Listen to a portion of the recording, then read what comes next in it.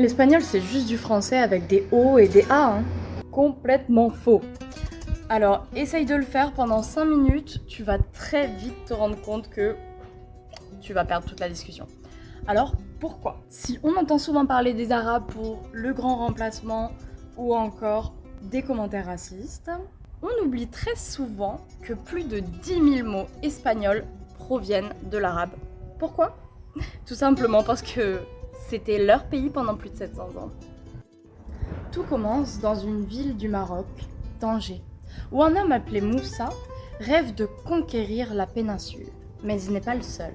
Ses généraux aussi tentent de s'emparer du territoire où règnent alors les Visigoths. Ces généraux se nomment Tarif ibn Malik et Tariq ibn Ziyad.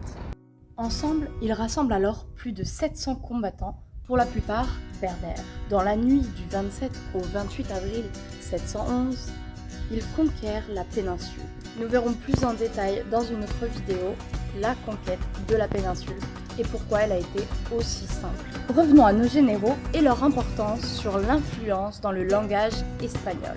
En effet, c'est le général Tariq qui donnera son nom au détroit de Gibraltar.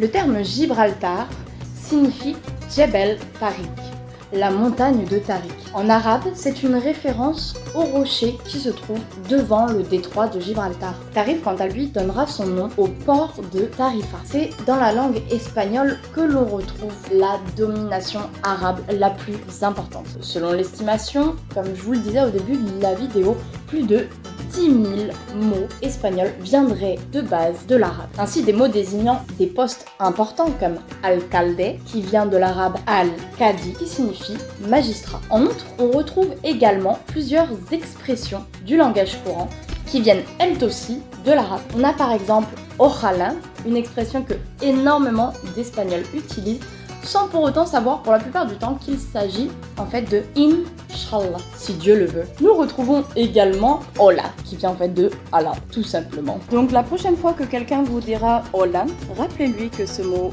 à l'origine n'était pas espagnol.